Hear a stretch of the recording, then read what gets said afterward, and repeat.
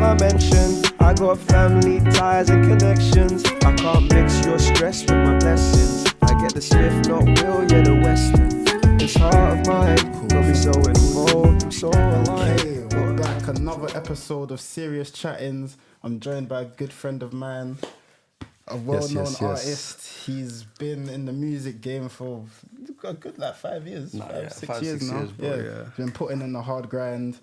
He's on the come up. I can vouch for him. I've been rating his music from when you dropped that tune Ashamed all the way up to Houdini. Yeah, we got Karmokar in the building, man. Boom, boom, boom. Let's go.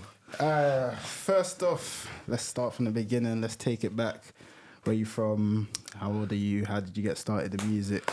Where I'm from, I was born in New Delhi, India, and moved to the UK when I was 7. Okay. And since then, I've just been basically putting my brand together, stuff like that, just finding my way and seeing where I can take this music thing, how to push it forward and stuff like that. How was it moving from New Delhi at the age of 7, and how was the musical influences from where you grew up originally and when it merged to a whole different place like London? How was that contrast? So like I said, I knew from an early age what I wanted to do. So even when I was in New Delhi, I was boom. So when I moved there, I'm gonna have more opportunities because there's lesser crowd, and obviously there's still a big crowd, but compared to India, there's lesser crowd in the scene and shit like that. I always had it in my mind that I still wanted to pursue music.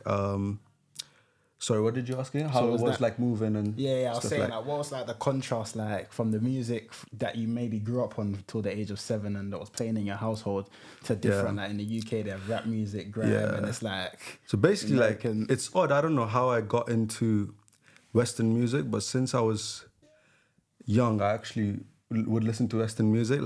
People around me always listen to Bollywood and obviously the cultural music there and religious music. Yeah. But I used to go I think I used to go buy pirated movies to watch, Western movies, and then along that they would also do mixtape mashups of different Western artists. Yeah. So back then they would have Akon, Shakira, Kesha, all the big popping artists back then on a thing, and I used to just bang it and I used to love that music since then. Okay. But I wasn't into hip hop per se, because obviously now I'm making majority hip hop music. Yeah. Back then I was just into good music, anything that would really make me feel it's me in a way. I found myself in that music. I would listen to it. But when I came here, then I got to learn about Tupac, all those OGs, Eminem, Nas, all those people. So I started with them, but then in them I also couldn't see myself because a lot of that music was gangster rap. Yeah. And so I was coming from New Delhi, I was actually I grew up in the hood. I grew up. I grew up in a place called Ambedkar Nagar, which is in New Delhi. If you know, it's it's madness out there. It's chaos. So a lot of my friends were in that gang life and stuff. So I knew that wasn't for me. So even in music, I was trying to find that in hip hop. And then I found artists like Kanye, Kid Cudi, people who are more about emotions and life and self-expression and creativity, less than obviously gangster music and hip hop.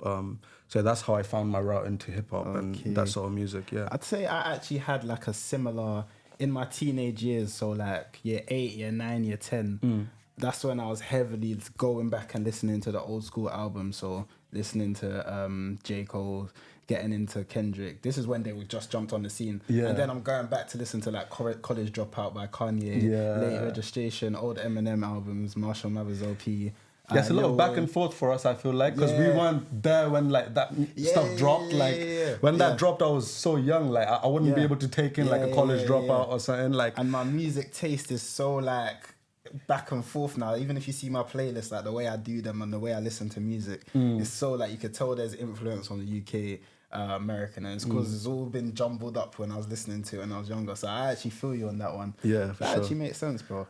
Okay, so what was your fate? So what age did you start actually hopping into the booth, hopping into the studio? Was that in your early teens, or when you got a bit older? So how I got actually into music is like back when I was in India, I used to actually I stepped one time, like the person who used to play drums in the temple like near mine, he got sick, and this was at the age of like 5. Okay. And I stepped in, so I started like playing and copying what he used to do, and I was actually replicating it pretty good. So like since that day, they sort of gave me that gig to every night come and play the drums, and from that, like that was my first step into music. Then I started getting into like poetry and stuff like that. So when I then moved out here, I started sort of putting those poetry pieces onto like YouTube type beats. So that was my first step actually. Like, so that was around the age of like 11, 12. I started doing that. I started putting my poems to like YouTube type beats and like structuring our songs and stuff like that. But I would say I didn't get in the booth till the age of like 15, 16. 15, 16, first time actually I got into the booth like to do like a drama play. Okay. So my school was doing a drama play, and they were doing like a musical for it. So they needed me for a few songs. To do a song. Yeah. So I was like, I started recording that way. And then as I was like recording and doing the whole thing, I was like, oh, this feels familiar for some reason, even though I've never done like that stuff, like behind the scenes, the technological stuff and stuff. But when I was seeing, bro, like the engineer, they're recording the vocals and everything, and the way, just the whole atmosphere in there felt very me. And that made me like want to learn it myself. Like, how is this bro doing it? How is he engineering? How is he recording it? How does everything work? And then every lunchtime I used to come like sit with him and like pick it up, even though he was doing drama music. It wasn't like music, but it was using the same DAW. Like he was using, you know, Cubase, like, which is a beat production, like recording DAW. So that program. Cubase is so yeah, that's my first time in the booth. And then from then I just started like recording at home, basically in my home studio. Cool. So you just like, as soon as you kind of got a feel for it, you just went full steam ahead, like at home. Yeah. I was like, obviously, as a teenager, you can't afford going to studio. So I was like, what's a way I can like actually just started recording stuff, even if it sounds like shit right now, just record it so I can hear how it sounds with the beat. You get me? Like, so obviously in the beginning, like, you also have like some phone apps, but that wasn't really doing it justice for me. So I was like, I need to look into this. Like, then I got some like basic equipment just to like hear how I sound on beats, and started from there. I was from my bedroom, like, So what was the first official like SoundCloud release? Like, when was that? Like, how much later did that come about? So since I started, my plan was like to make an EP and drop it as like my first thing. Okay. And I made an EP as well, but I don't know, I just felt like, I just didn't feel it was ready. I felt like it's still good music, but it's good music to me, and like, I just felt like all those ideas could have been executed better, and I didn't have a team, or I didn't have enough knowledge to execute those ideas to that level to put them out. So they always sort of just stayed as like a demo EP sort of thing. So that EP I had to scrap. That was my first ever EP. And then after that, literally, I was chilling with my bro like at his yard, and he just started like cooking up a beat, and we literally on the day one time like made a song, and that same evening and it was his song, like I did a verse on it, and that same evening he put it out on SoundCloud. Okay. And on the way home from bros, I was like listening to it on my phone, and I was like, yo, I'm kind of sliding on this beat. Like this is sounding nice. Like this is sounding hard. Like I feel like this is like, I just want to do more of this. I want to just make music. Like that's when it clicked for me and it just opened like the floodgates for me. Like I was just like, now I'm just gonna release bare stuff. Like you know. Also, can you curse on this or? Yeah, okay. Okay, cool. All right, but yeah, since then, I was like, cool. I was ready to like release, and I was like, because you hold a bit of fear before you release your first thing. I feel like because you're like, what will people think? What will my self-criticism? And also you're like, what will my friends think? Like, what will people think? Because they've never heard you on a beat or do stuff like that. But yeah, that just made me feel like, and I got good, like people were like, oh yeah, this is hard. Everyone started sharing it on the story. So I was like, yeah, this is like, this feels right. Now's the time I start putting stuff out. Like I'm ready. That's actually real. That's actually real spit. Like a lot of people, it takes a lot to put your art out there, especially for the first time, because it's like you're being vulnerable. Like you're putting out a piece of yourself. Like even someone like Drake, like who gets mocked a lot on not mocked, like he's the biggest rapper, but people like try and make memes about him. It's because he's confident enough to be vulnerable on tracks and make himself kind of look like the guy to get laughed at, or the guy who came up short in a situation with a girl or this or that in his songs like Marvin's Room and So yeah, and even what was I even saying? Oh yeah, but like people putting their first stuff out. Yeah, like even you as an artist speaking to you, I can even see that you're not just like, oh, I want to hop in the booth and just like You seem like interested in the technical side, the artistic side, like. You're talking about you cared about the engineering straight away. You've like immediately got apps to like put it out there. So you had always had the natural drive, affinity, drive for music. Yeah, so that's what I've been. Yeah, and like you said with Drake and vulnerability, I feel like that is actually the key as an artist, to be as vulnerable as you can. Because even if you think like, and vulnerability could be different. Like even like gangster rappers, they're being vulnerable by speaking about their close friends who passed away, or this, that, and that, or stuff they grew up with at home. Like, so it's all about finding that vulnerability and at the same time / authenticity. Your own true self. Like, and as yourself as you can make it, I feel like it resonates and connects with the audience. And I feel like people appreciate that, because look how like man like Lil Durk, like when he started hopping on and doing his like, because I call his type of rap like diary rap. It's like he's just reading from his diary and he's just unfiltered. The way he talks about his love life, the way he talks about his ops, the way he talks about people who died. He's just like, he's just getting it all off his heart, just real nigga. Like whether you whether you agree with him or you don't, it's like you kind of have to respect it in a way, because it's real. So it's like that's when he blew, when he put his vulnerable side out. So and your life lessons, like you know what you learned through all that, like the game, you got to put the game in the music, like your mind. So as an independent artist, I kind of fucked that up. Sorry. That's all good. I'll cut that out. So as an independent artist, like how has it been like funding your career in terms of like music videos, studio? Because me myself, like with the little I tried to do music, it was expensive. Trying to get a cameraman can be 5-6 bills. Trying to upload on a channel can be 5-6 bills. Trying to get a good edit, you get what I mean? 5-6 bills. It's like it's like 3 bags just to get. Especially in London, bro. Like especially in London, it's impossible to chase your dreams, like and if you're trying to do like creative videos, you're not just trying to be on the block. These guys want you to pay up for editing. Like you have to be creative about it. Yeah, man. How do you fund it? I feel like obviously unless you have rich parents, you need to finesse a way, and like it's a tricky thing, because like half you can either like get a proper job and make enough to fund your dreams, but then lose out on the time that you have at that job, or you have to, like I said, finesse and find a way. And the way I have found is obviously a lot of like, first of all, is just living on budget. Like I don't care about nothing. Like I just care about music. Like I just care about literally, if my music is quality, I don't care about like if other things in my life are 100% quality. You get what I'm saying? Yeah. I'm able to like make sacrifices and cut down. Like, prioritize just music. Like everything else, I'm like, I can literally, bro, buy clothes from Primark and still look hard as fuck. That's in the vision. You get me? Like the source. That's in the source, bro. Like I don't need to care about that shit right now. So first of all, is prioritize. Like put all your money like into that, really.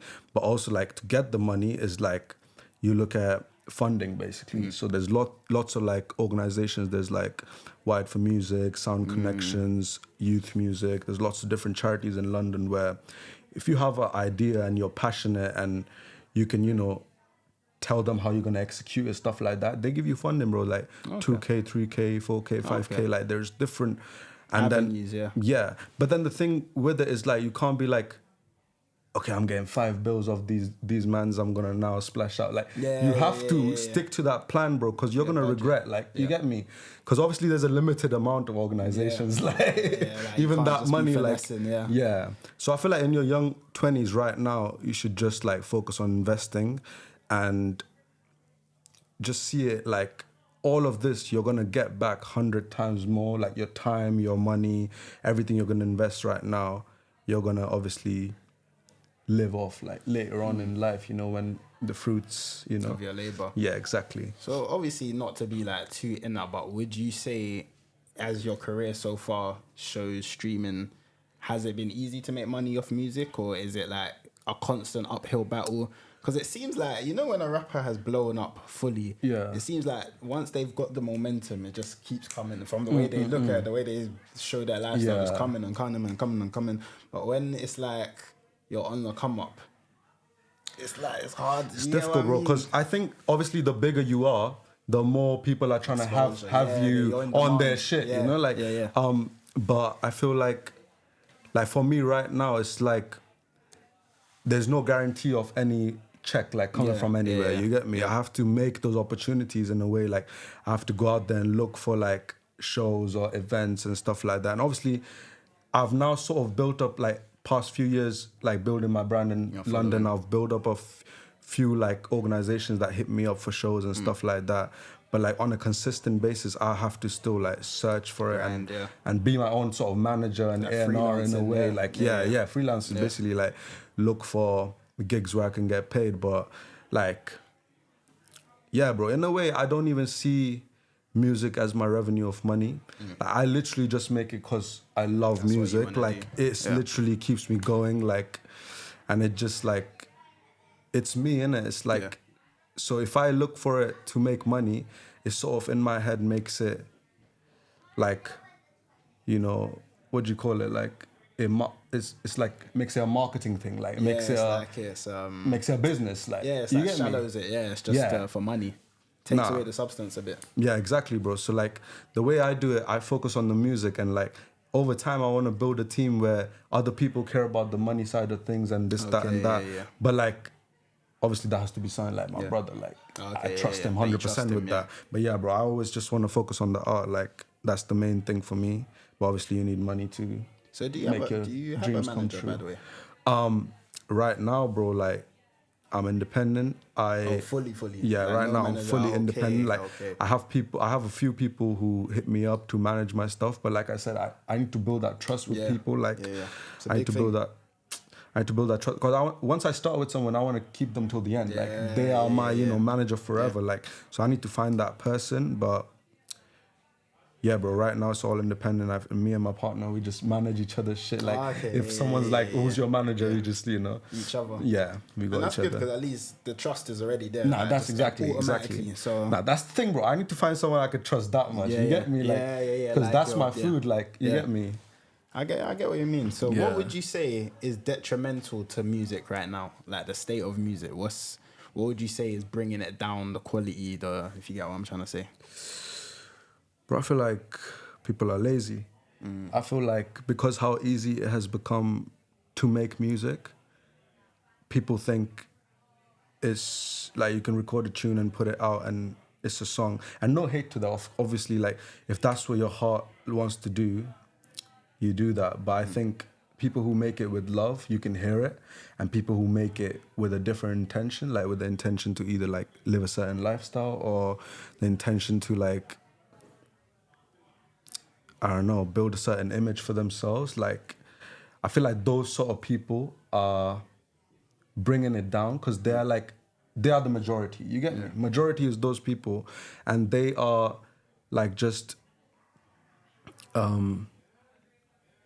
creating so much like noise by just being there, just by being there, that it's like overshadowing a lot of people. Actual talent. Like actual talent. And also labels made the mistake to put money on these people, and now they're realizing, damn, we've actually like left the talent behind and we're putting money on. So like, I think it became a cycle where like people thought they could get away with being lazy, but like, bro, that's why we don't have artists like Prince, Michael, like no more, you know, because it's not about making hits. You get me? Like Prince or Michael, or any of them, you know, I feel like them people loved music. You get me? And they were performers, bro. Like people around them may have loved money, but The people we have nowadays aren't even performing. You got like Beyonce and a few people, but Yeah. people ain't even performing. Bro, to people that aren't even level interested anymore. in performing. Yeah, Like, it's like you don't see these guys. they're interested in dancing like performing once Michael. you tell them, oh, you know, that's how you make majority of your money, through like touring and doing live shows. Then they're like, oh yeah,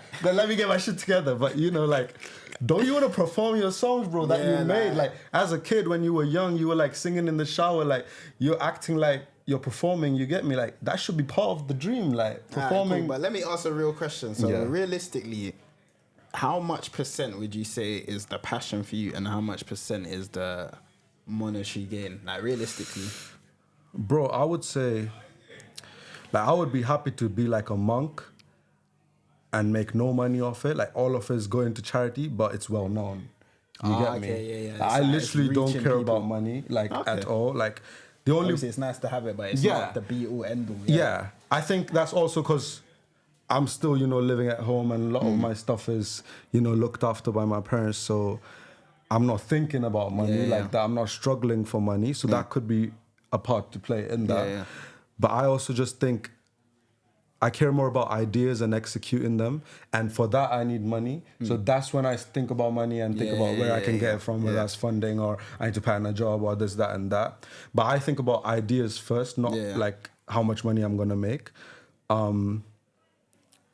So you would say you mainly think of money in relation to resources, like Yeah, you need it to that's when I think about elevate. money. It's not actually so I want to. I never think, I never think I want a chain or I want Not really clothes. vanity. Like I said, bro, I will be just as happy in like a Primark all black tee as like a Balenciaga. You get me? Because it's the man I am and what I bring to people. Like, that's what I feel.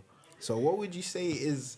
Obviously, I know there's not one formula, but what is the key for like a talented person to blow in this day and age? Like, you see guys like Central C. I remember seeing him on channel AKA like 2016 pull up skirt days, like when he had songs and nose rings and that. I And think- the come up is just I think the main thing, the formula, obviously I'm looking for the formula as well, but from doing it for, 5-6 years now in the industry, in the London game, like, or just in the game in general, I feel like it is to kill fear. If you as a person are able to kill all fear and put yourself out there, so like, and not be afraid of people mocking you or hating you or not liking your stuff, I think that's the way. I think that's the formula. Because if you think of everyone popping up, like, for example, like Ice Spice, like a character, like a personality, whatever your criticism might be of that personality or however you see it, she is a character. She's 100% herself, putting herself out there and not afraid to, say what she thinks and speak her mind and stuff like that. And I feel like in today's society, we are very controlled. We just aren't aware of it. We're so controlled by many different factors that a lot of the stuff we say is stuff we've heard and we repeat it just in our own words. So a lot of our own beliefs, a lot of what you actually think is not being said. Whether that's in your music, just in your day-to-day conversations, or how you put yourself forward. And I feel like if you stop playing a character and play your character that you are, stop trying to replicate a character or trying to be like someone, or I want to be the next Central C, I'm gonna start rapping like this and dress like this and this, that, and that. I think if you listen to yourself and play your character, because everyone's very different, bro.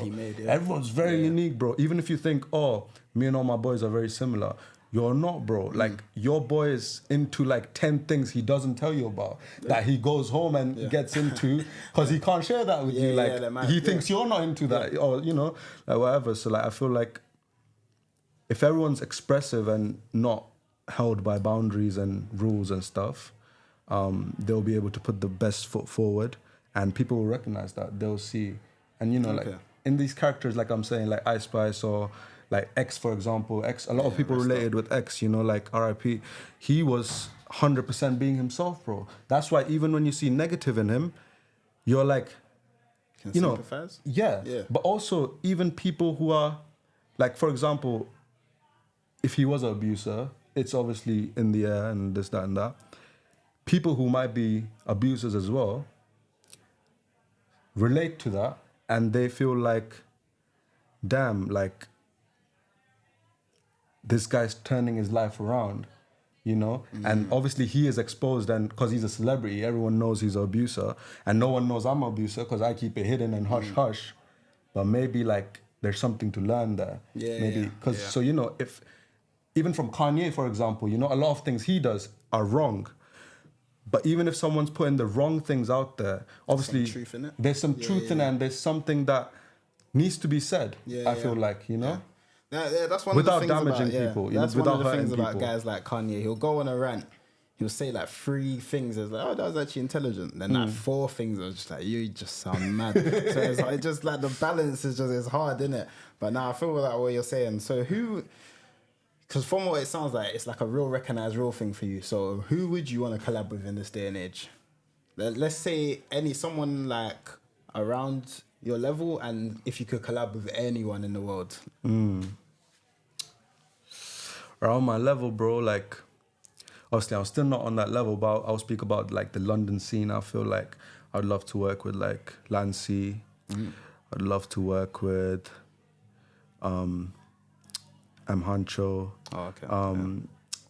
UK is a few. More of my people are like American, like Ye, Carti, Kanye. But I'm telling you, people I listen to, when I'm actually thinking about it and I'm thinking like being in the studio with them, I feel like it's very few people. It would be like Kanye. I've heard you on engineers. a little Yeet vibe before. Yeah, You could do like, I can see you doing a little something with Nah, me and you can definitely, man, you Benny can do something X, with you Yeet, know, man. we all could Yeah, cook Benny up something. X, that's it, I like him, he's cool. Rick Rubin, I don't know if you know him. He's the producer. yeah, exactly. Like those type of people, I feel like I see myself a lot similar to like older heads in a way, because I feel like the young people are like my peers. Yeah. So I would actually want to be in the studio with the older heads, like learn from them and just listen, bro. Like just get game from them. Okay. So one of your like biggest hits or songs that you've put out on YouTube is a song called Houdini. I personally rate the song. I like it quite a lot. I can't lie, it's a banger.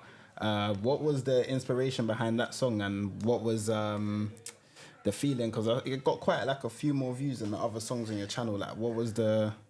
You know what I mean, Houdini was a special one. Like, I think Houdini broke my chains as a rapper.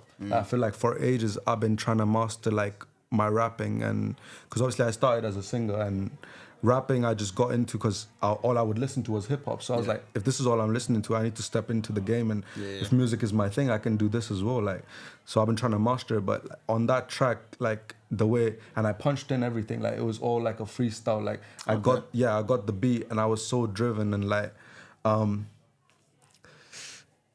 what inspired it, I just feel like I just had a lot on my chest, and I feel like I just wanted to make something magical, hence like Houdini, you feel me? I felt like I need to like, I had a point to prove, like I had to show that I can rap, and it's not just something I do like on the side and my main thing is singing. And in it, I wanted to talk about a lot of things, bro. Like I talk about like gender issues, I talk about like sexism, talk about politics, just a lot of stuff. even Takeoff, bruv. Oh yeah, Takeoff, man, bro. Takeoff like, just happened, bro. Like like it was so, literally fresh. everything that was on my mind, I just like Current punched events, it in. Yeah, it was like current events. I just punched it like for like 2 hours. I was sitting there punching every bar, and then at the end, like I played the whole track, and I was like, bro, this is a different level. Like this is something, and I knew like this one is special. Like I need to go all out for it. So like. That's why, like you said, it's done a bit more than the others. Because, bro, I went in on the marketing campaign. I, like, put my brain, like, to work. And I was like, bro. So what steps did you take different for this tune in the marketing in regards to the other tunes that got it to the next level? I have some secret sauce I don't want to share. I'm pulling some strings from... For the Patreon. I'm pulling some strings from... Nah, actually, it's not even secret sauce, but it's to the point where, bro, like, if you actually look into it, you can literally, like, tune into, like, specific artists. So, like, I know my music maybe has hints of Travis Scott in it, so I'll be like, motherfuckers who are, you know, searching for Travis Scott on YouTube, they get recommended my stuff and stuff like that. And then beyond that, obviously, it's for them if they fuck with it, they listen to all of it, or, you know, because I think for a view to count and stuff like that, they have to listen to it for, like, 30 seconds or something. Okay, cool. So it's like you have to understand the algorithm and stuff like that. And this was like my a game, like it's mad. Like it is like a game, bro. Game like it's every you have to artist master is the game. yeah. So like if you're on streaming platforms, it's the game of playlisting. So that you have to play the playlisting game. Playlist, And if you're on YouTube and stuff like that, you play the game of advertisement and all that, like on Instagram and stuff like that, to get engagement and stuff like that. But obviously beyond that, bro, it's all on you. Like the actual product needs to be good for you to go beyond that. Yeah, You get what I'm saying? Like anyone can make something and put marketing and spend lots of money on it and get the, engagement. Yeah, but people have to want to buy what you're selling at the end of the day. You have to build a brand that authentically sells, bro. Like I want to get to a point where, like all the marketing it does itself in a way. Like you put music out there that is so like, mind blowing and different that people are like, bro, I need to share this. Who like, is this? Who is this? I need to spread that. And like that's how you get the cult fan base and the ones who support exactly, you bro. and get into I'm still like honing in on it. Like I said, bro, this music stuff is all I care about. So even if and recently as I'm like growing older and older, you also feel like the pressure of age and this, that, and that. Like I need to make it by a certain time. But recently I just feel like as long as I make it in a way that I'm proud of myself as a man and what I put out there I'm proud of, I'll be happy. And if that is like I get to a place by the age of like 35, 40 where I'm like finally, in a place where I'm living my dream, I'll still like keep pushing, bro. You'll be like satisfied, I'll be satisfied. But you know what's even funny, like when I heard about you 5 years ago, I think it's a tune that Fonzo produced, innit? That was Ashamed. Yeah. That's still probably, I'd say, in my top 3 songs for you. I like Who Am I? A lot of people love that, bro. Houdini, Who Am I? Yeah. Ashamed, but Ashamed with what's the name? William Warren. William Warren. Yeah. That was a banger. I've always wanted to ask you, was that based on a true story, like the lyrics and stuff, or is that just like based on multiple events and put into one? Like, because the lyrics, it's like you're talking to an actual.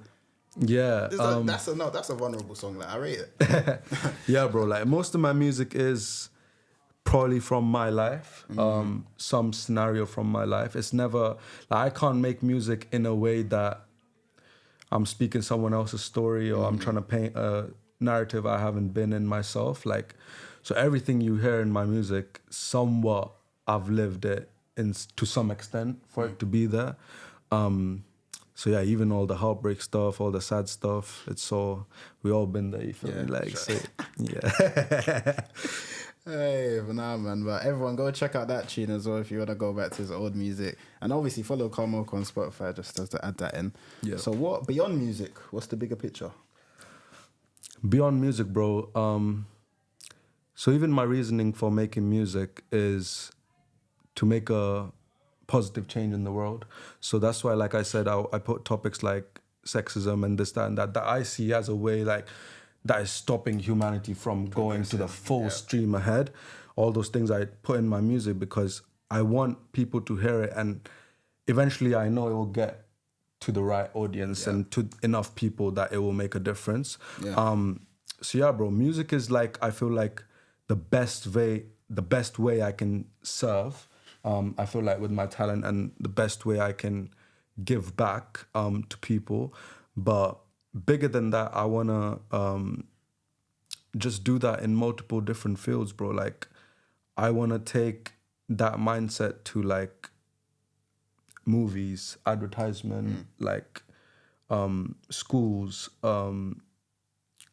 health organizations, stuff like that. Like I have lots of goals that I want to like, and that's where this is the thing. Like instead of when I have the money and the funding, instead of investing in like myself, buying stuff, obviously I'll take care of the family and stuff. But beyond that, I'm just gonna put money into all these different ideas. Things like you care about. Yeah, like I want to make like I want to actually like sit with people and create like a school curriculum that is based around like how to teach artists the best and stuff like that. Creative people.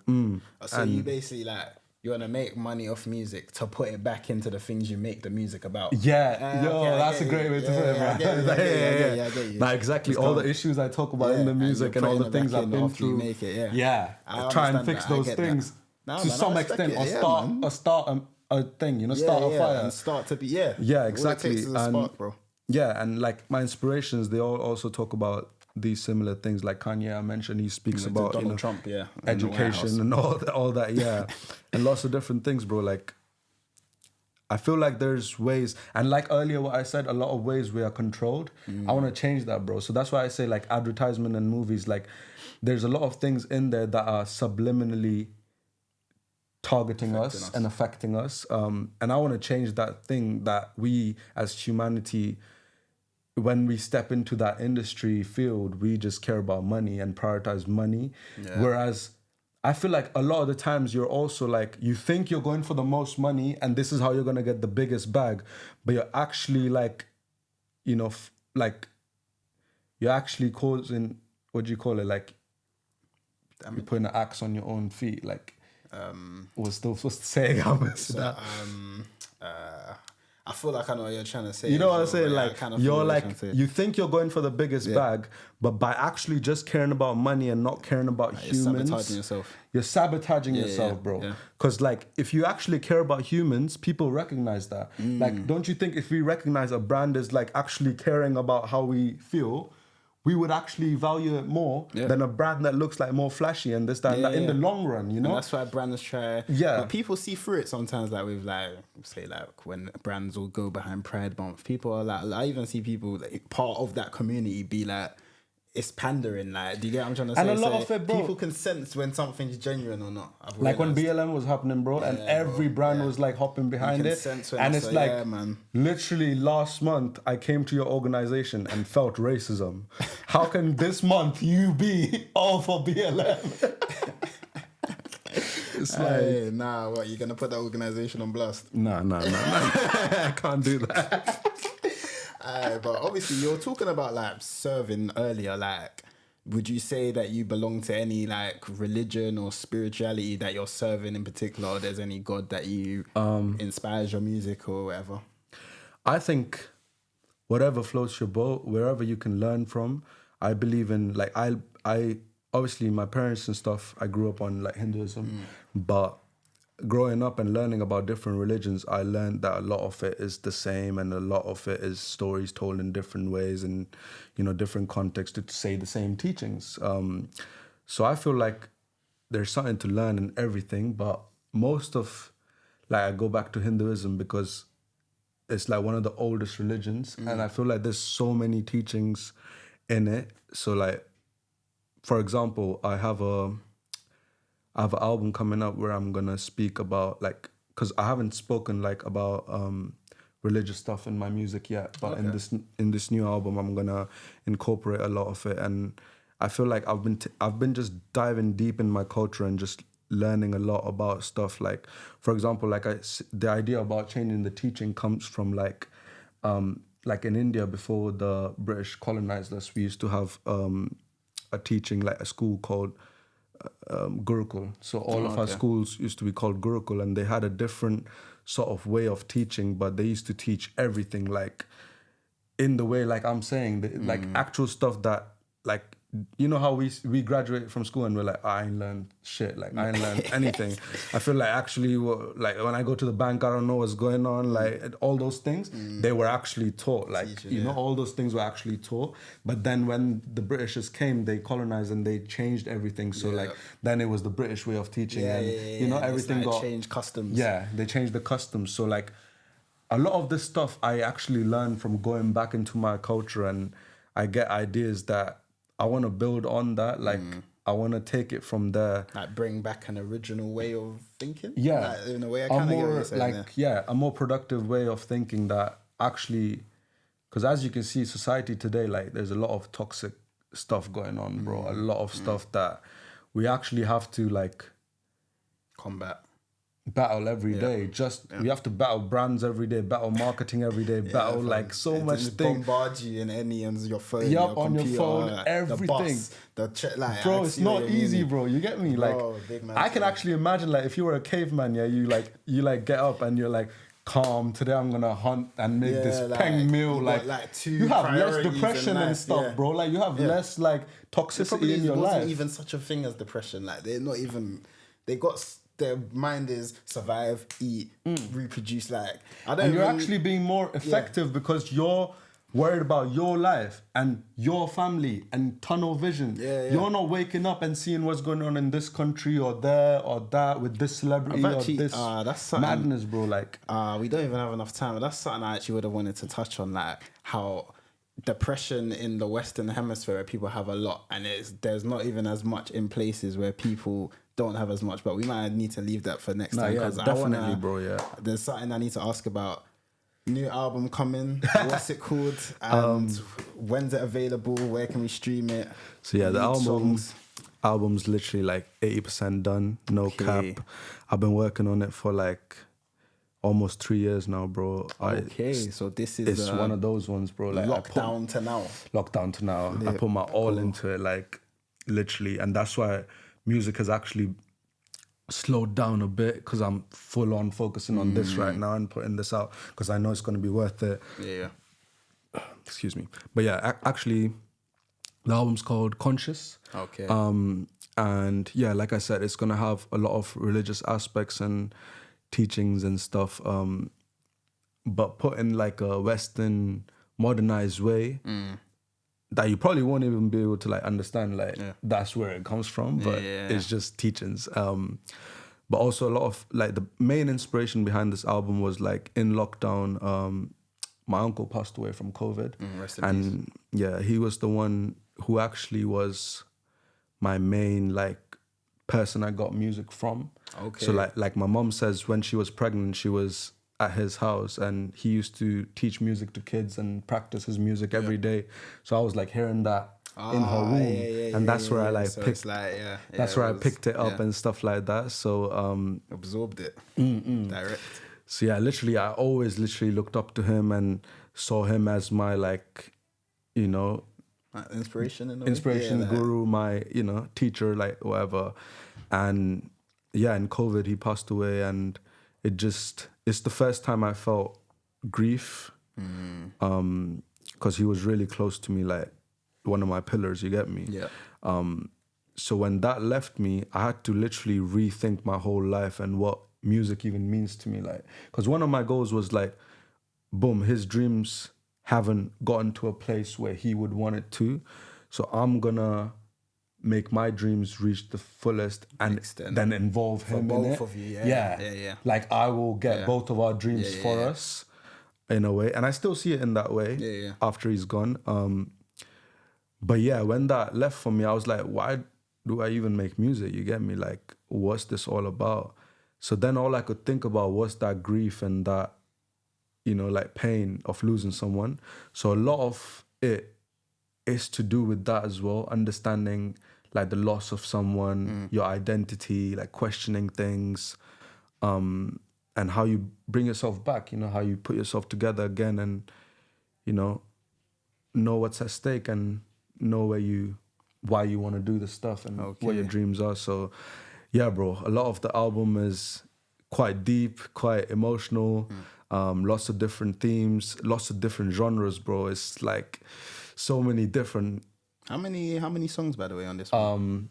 So it's only 10 tracks. Okay, so let's get into it. Yeah, it's all like solid stuff. It's like stuff I feel like each track tells a different story in a way and puts a puzzle, a theme together.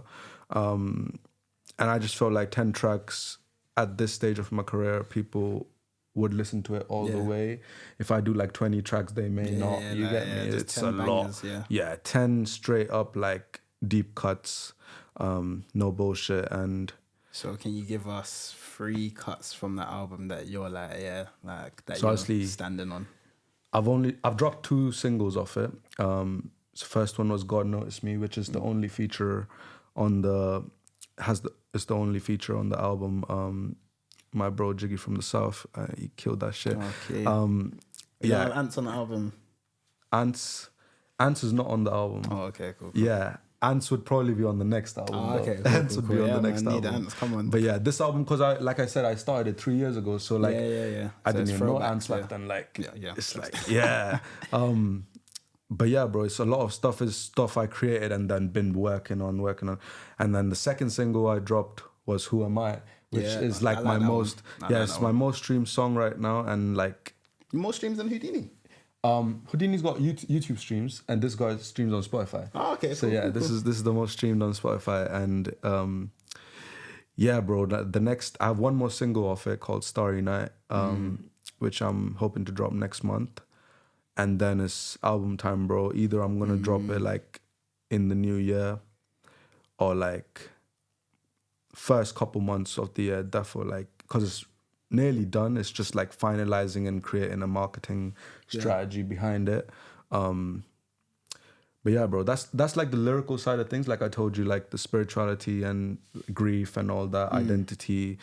But yeah, musically, bro, there's so many different flavors on it. Like there's hip hop, there's experimentation, there's like indie stuff on it. There's like snares and like pop snares and this, that, and that. Like it's like all my influences, all different like artists mixed into this one. melted together. Everything melting pot. perfectly flows. Like, yeah, bro. So I'm really excited for people to hear it, and yeah, it'll be out soon for sure. Okay, nah, man, we're all excited for that.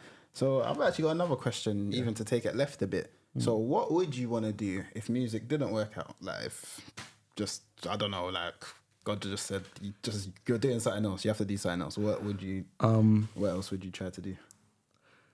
So obviously I can't imagine life without music, but my main, like the thing behind music, like I said, is to make the world a better place and create a positive change. So I would probably, this is again like a cheat, like I was gonna say, I would be like a spiritual, like a monk and make religious music, but that's still like a cheat. I'm still making music. Yeah, I'm going back to music.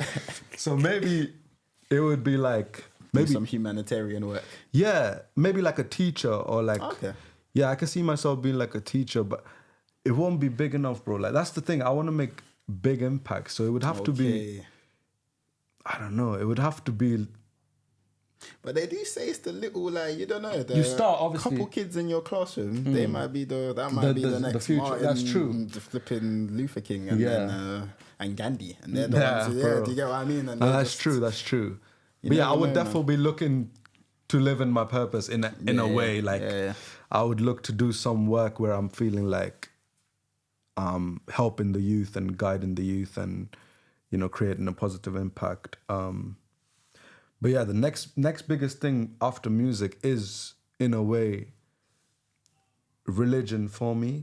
Even though, like, not any specific religion, but just God in general, like the higher power, I should say, not religion, the higher power is the next big thing for me beyond music. Because I also see music and God as the same. Because it's like, it's given me life.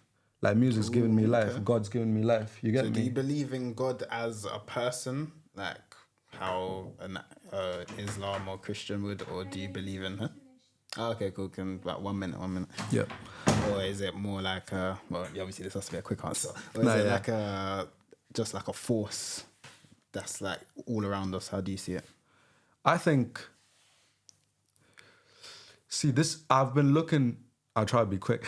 I've been looking into this a lot recently, like looking into God and all this stuff. And where I stand right now, I feel like God created us in his image. So it's like, it's all of us and it's the energy we carry. And like everyone has the capability to lead by example and listen to God. Like we all have God within us. Because like every time you're doing something wrong, bro, you have that voice in your head that's saying, conscious. You shouldn't be doing this. Conscious. You have the conscious. But yeah, bro, I feel like that's God. Yeah. That voice in your head that's always there every time you're doing something wrong and you know it. Right, like, that's God within you. And if you listen to that, you can be closer to God or God-like, like walk on God's footsteps in a way. But yeah, I feel like there's certainly like an energy like that we all carry like with us, whether we believe in God or not, we have it within us. Yeah. Nah, man. I feel like we're even ending on a cliffhanger. Nah, definitely, bro. We need to do another one. To get you on another one, man. A part 2. This is great. But that is Serious Chattins featuring Karmokar. We out. Peace.